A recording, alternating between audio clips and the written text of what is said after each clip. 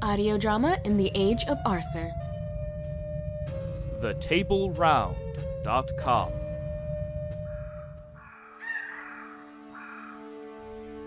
Of Merlin wise I learned a song. Sing it low or sing it loud. It is mightier than the strong and punishes the proud.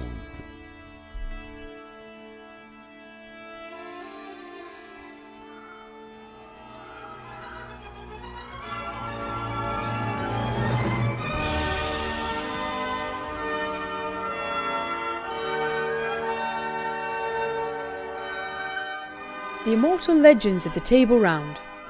How Merlin met with Queen Morgause. In the far northern reaches of Britain are the Isles of Orkney, a grey rocky land under the rule of Morgause, Queen of Lothian, and half-sister to the High King Arthur. Called the Witch Queen by some, Morgause keeps her counsel to herself in her island castle, all her deeds shadowed from the eyes of Camelot.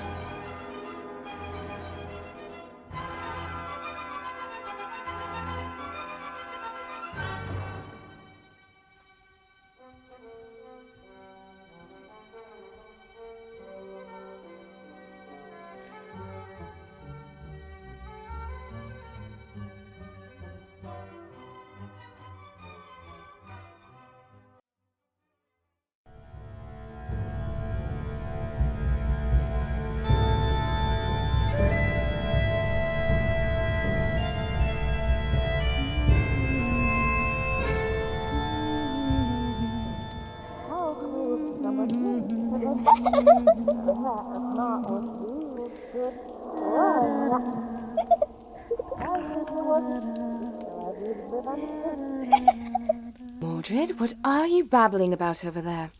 I'm just playing with Aunt Morgan. Are you mad? Your Aunt Morgan is 100 leagues away, dancing and drinking with our beloved little brother, your Uncle Arthur. Stop talking nonsense. Sorry, Mother. Go play in the armory. Shoo.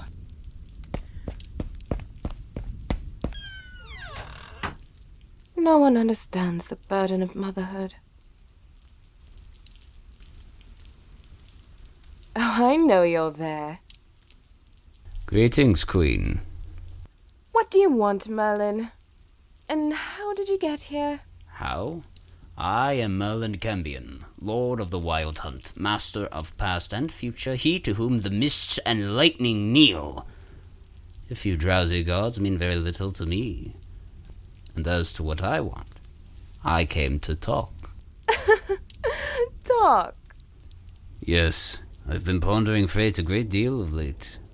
Your fate, Arthur's fate, destiny rushing to a head. So going to end badly, isn't it? Whatever you're planning, whatever the king does, it will end in blood and fire.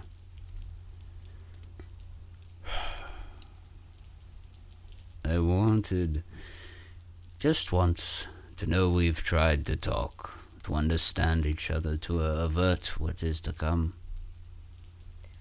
So why come to me?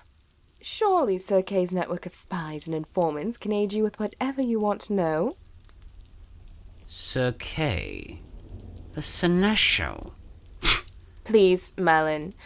I don't need a magic mirror to know that Sir Kay has his uses beyond slapping around kitchen boys. He has his fingers in a lot of pies. How many of my spies in Camelot does he know about? You have spies in Camelot? Of course I do. And Kay knows. And I know he knows I know it. Didn't you know? No. Although I do wonder if he knows how many of his spies here in Orkney are also my creatures, paid handsomely to tell him what I want him to know. Shall I ask him next time I see him? Certainly. Whatever sows the most mistrust. Of course.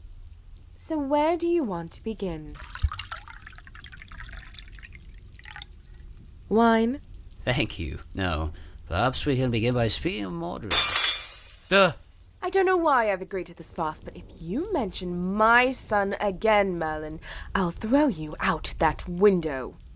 Understood. Perhaps we should start at the beginning. I know you must be Angry about what happened to your father. Angry?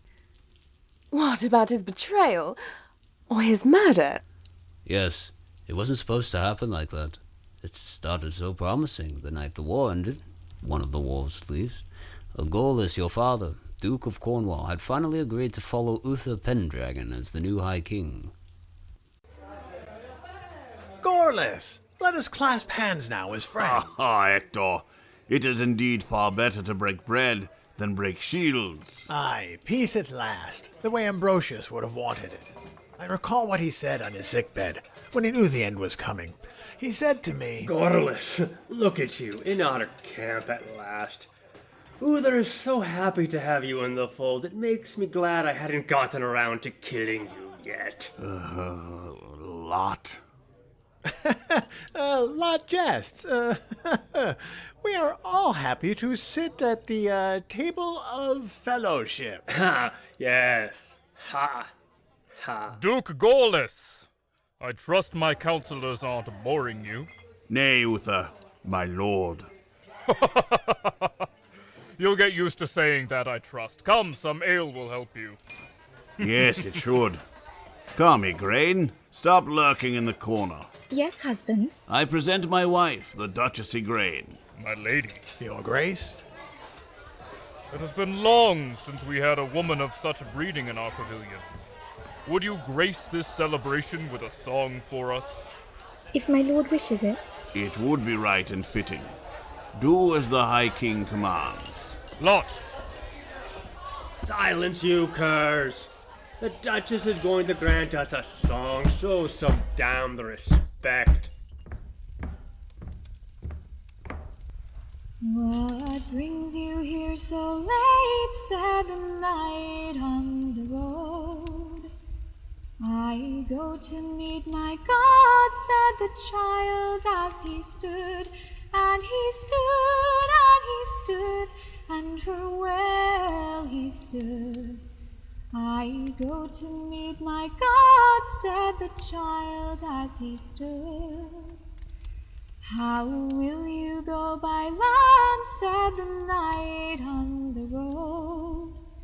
With a strong staff in my hand, said the child as he stood, and he stood, and he stood, and for well he stood. With a strong staff in my hand, said the child as he stood. How will you go by sea, said the knight. she has a voice like an angel. Yes, I suppose. And her body. Has she had children yet? Yes. Daughters, I think. 2 or 3? She's fertile. Uther, that's the wife of our strongest ally. Oh, yes, of course. Methinks I hear a bell, said the knight on the road. Aye, it's ringing you to hell, said the child as he stood, and he stood, and he stood, and for well he stood. Aye, it's ringing you to hell, said the child as he stood.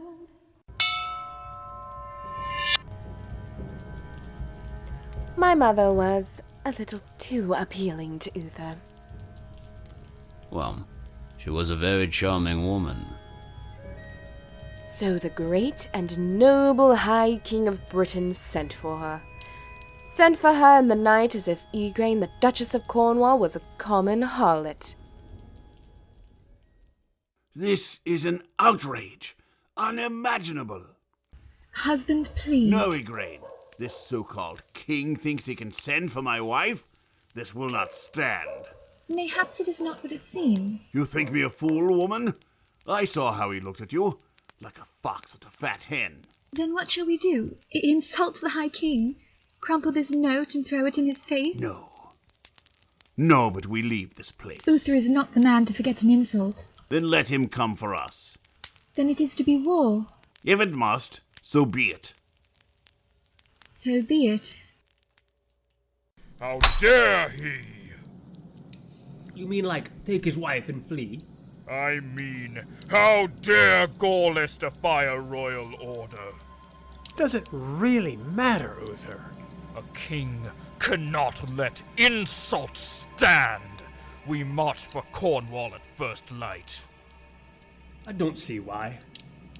What was that lot? Cornwall is a long way from Lothian. What do I care? Your Majesty. I will give you Cornwall. Uther, please consider... Why do I want Cornwall? It's on the other side of the world from Orkney. You can marry one of Gorlis's daughters. Why would I want to marry one of those wee brats? The older one will be a woman soon, and I'll adopt her. You will be marrying into my family. Will I call you Da? This is ill done, Uther. The lesser kings have begun to talk.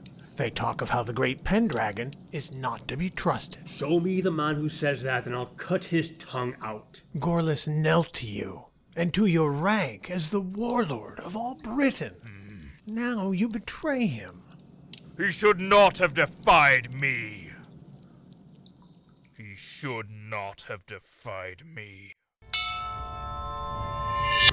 And lo, Uther Pendragon, your hand-picked anointed ruler, shattered his alliance and declared war on my father.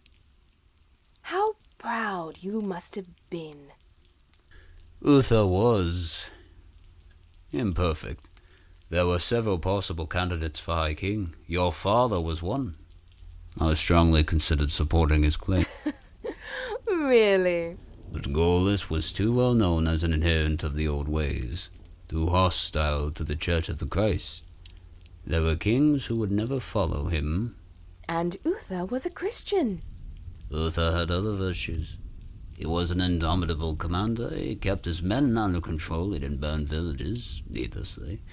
I once saw him during a battle carry an ally whose legs had been crushed by a horse a half-mile across a muddy field. So you chose the drunken rapist over the pagan for the good of the realm? Yes, so we went to war with Cornwall. Some of the lesser kings refused, Pellinor, Ninterus, Bagdemagus. But Uther still had the overwhelming numbers, and it was going to be a long, bloody struggle. So you meddled. While Gorlis was leading a sortie to the north, I helped Uther infiltrate Castle Tintagel. But it wasn't the castle he was interested in taking.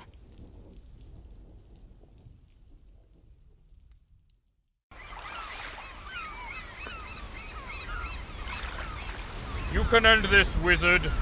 Use your spellcraft, Merlin. Summon a devil or a fairy. Get me inside that castle. Why? Your king commands you. Not much of a king now. Those who swore fealty to you are turning their backs, and you're too busy chasing another man's wife to do anything about it. Curse you, druid. You can't understand, for you know nothing of love. Will you serve your king or not? I will help you with what you want, and doing so end this war. Excellent. But the art of Merlin does not come cheaply. Name your price. Tonight, you will lie with Ingrain of Cornwall. The fruit of this union will be a child, and the child belongs to me to do with as I please. Done.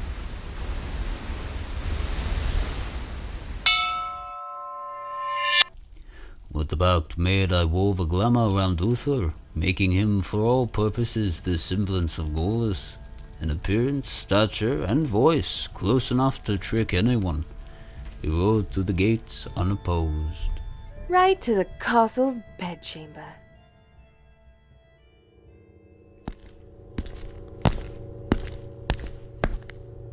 Igraine?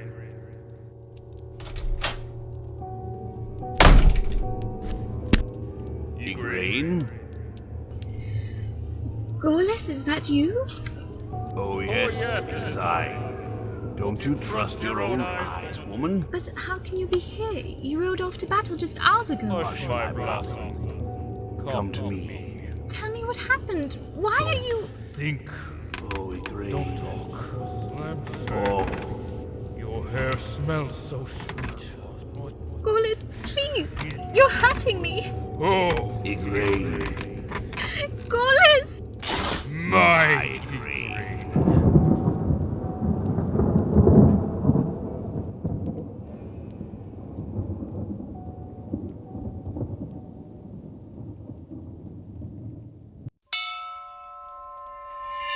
That is when Arthur was begotten. Wallace himself died that night on his ill-planned assault. As you remember, 9 months later I came and took the baby away. And that is where my and Arthur's part in this tale end. Is it?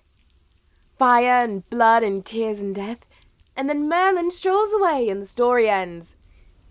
But it doesn't just end, wizard. Nothing ever just ends. My mother never recovered from the night some horrid old man ripped her infant son from her breast.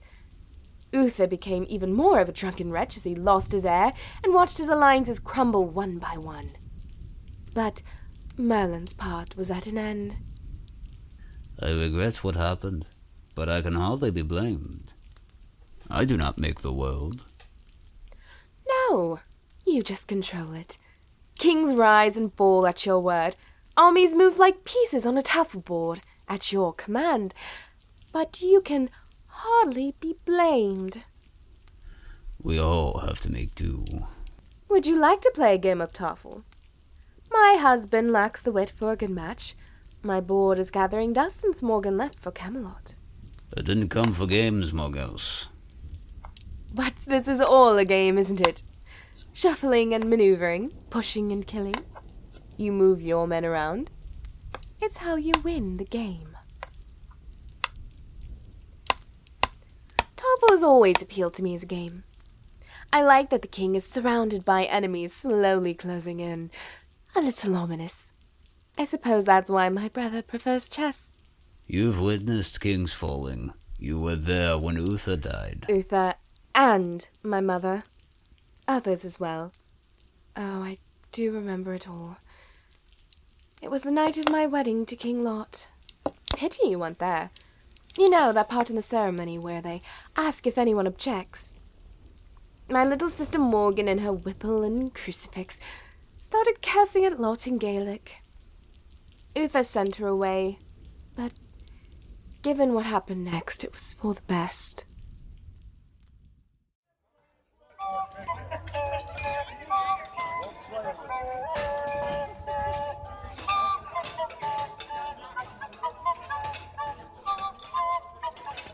I love weddings. How about you, Igraine? Of course, dear. Where's that little cupbearer of yours, Uther? I'm still thirsty. Lucan, fill my son-in-law's cup. Come here, wife. Smile. Our night is just starting. You're still a little scrawny, Anna, but I fancy some childbirth will fill you out a bit. Of course. I hope to please my lord. You seem morose, my queen. Why not rejoice? Our daughter is now wed to my chief warlord. It is a fine match. Yes, husband, I was simply lost in thought. Let us make merry. Fill my goblet for me and let us toast. That is more like it. What shall we toast to? To the future. Yes, to the future. To the future. To the future. The future.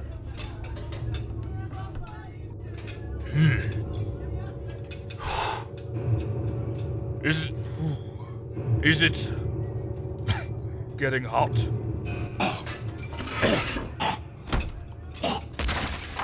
The ale. Poison. Treachery. Treachery.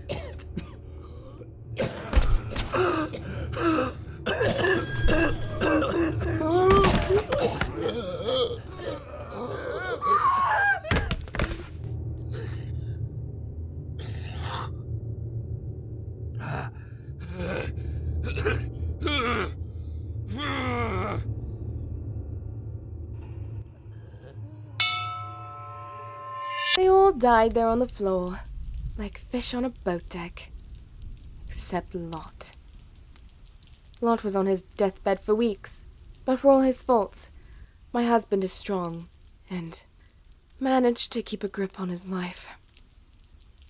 14 men died that night, and 1 woman. Lot was the only one to live. Still, his writhing in agony made my wedding night less worrisome. To this day, he has dreadful stomach problems from that poison. When he whimpers in his sleep, I always whisper a little thank you to my mother. Your mother? Of course, my mother. Who else would want to watch that warren of bastards die? To be revenged upon them all. Some still question who poisoned Uther. He had many enemies. Did Igraine really have it in her to murder? And murder so many? I was there, Merlin. I saw the hatred in my mother's eyes. She never forgot her dead husband. She never forgot her stolen babe. Now her eldest was being forced into marriage to this brute. My mother waited and watched. And then she took everything from Uther when he was at his most mighty. Her own death was a fair trade. And Uther knew it too. As he died, he knew this little flower he loved, this delicate prize, was his murderer. He died in shock and confusion. Your mother may have sacrificed her own life, while she risked yours as well. Don't be a fool. I was a girl, not drinking ale. I still never touched the foul-smelling swill. I was drinking wine. Merlin, you grow tiresome. As much as I enjoy reliving Uther's last moments, his eyes bulging and his tongue lolling out, I still don't see what the purpose of this is supposed to be. What happened to your mother and father was unfortunate. Perhaps mistakes were made. But you can't build a future avenging the past. We don't need to. If we could only agree on what you wanted. What I want? How dare you speak to me like this is some trade? Some bargain? Anna. You want to know what I want? I was there, Merlin. I see what happens to the powerless. There is nothing I won't do to see it not happen again. Me and my children will never be pawns for your filthy fingers to slide around your board. Never pretend your golden kingdom isn't built on my father's murder. And never pretend your perfect king isn't the fruit of my mother being ravished. I was there.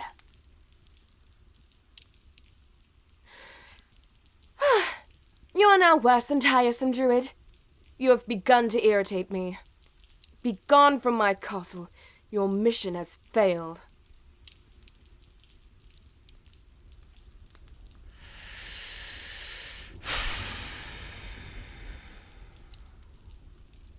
Fare you well, Queen Anna Morgause.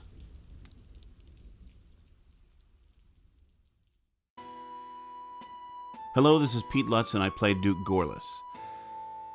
Toffel was a Norse game played on a checkered board. The king was placed in the center and tried to escape the edge past the opponent's pieces.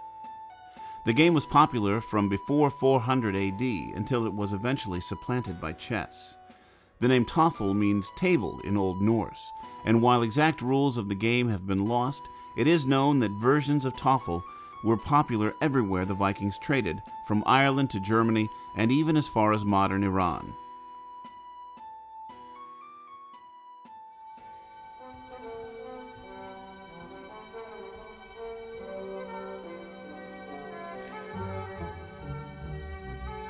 Written by Morgan Z. Soule. Produced by Lindsay Smith. Olivia Steele was Queen Anna Morgause. Peter Lutz as Gorlas. Jackson Trent as Merlin. And Chandler Walpole was Uther. Also featuring Alex Moen as Igraine. David Kendall as Hector. Greg Clancy as Lot. Original music by Nicola Branch. Additional music by Kevin MacLeod. Your narrator was Nicola Branch.